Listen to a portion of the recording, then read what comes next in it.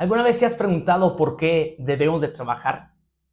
¿Qué acaso es un castigo divino el trabajar? ¿O por qué es que toda nuestra vida va a girar en torno al trabajo? Bueno, déjame explicarte con la Biblia el día de hoy un poco acerca de este tema.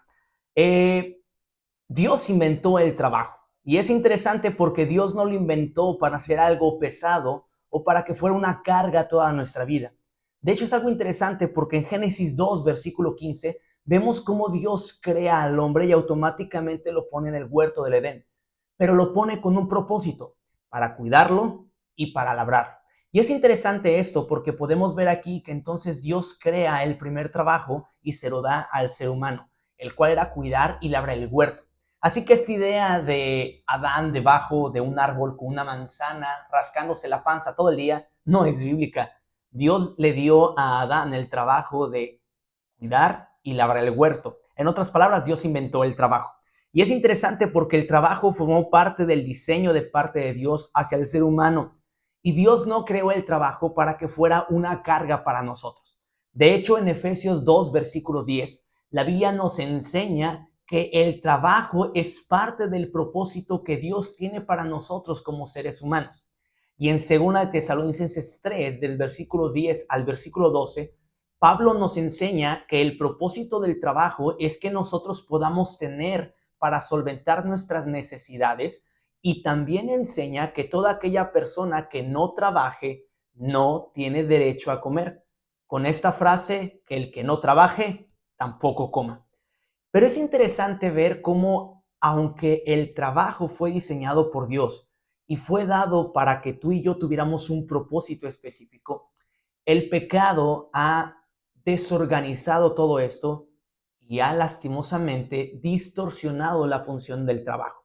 La Biblia nos enseña en Génesis 3, versículos del 17 al 19, cómo a raíz de la caída, el pecado ahora ha hecho que el trabajo sea cansado, sea difícil, y por ende muchos de nosotros perdamos el propósito o perdamos de vista el objetivo principal de ello. La Biblia nos enseña en Génesis 3:19 que ahora el trabajo iba a ser difícil, y en esta frase se resume: con el sudor de tu frente trabajarás todos los días de tu vida. Ahora, si tú estás cansado de tu trabajo y no encuentras propósito en él, quisiera darte un último versículo, y ese se encuentra en Colosenses capítulo 3, versículos 23 al 24. En el contexto, versículo 22, la Biblia nos habla acerca de obedecer a siervos, a sus amos en todo, nos habla acerca del trabajo. En el versículo 23 dice: y todo lo que hagáis, hacerlo de corazón como para el Señor y no para los hombres, sabiendo que del Señor recibiréis la recompensa de la herencia, porque a Cristo el Señor servís. Es algo muy interesante en este pasaje, porque a pesar de que en el contexto nos habla acerca de trabajo, la Biblia nos enseña que es en el trabajo que nosotros también podemos servir a Dios. Quiere decir entonces que el trabajo que yo desempeño no es para un hombre en sí, sino es para Dios.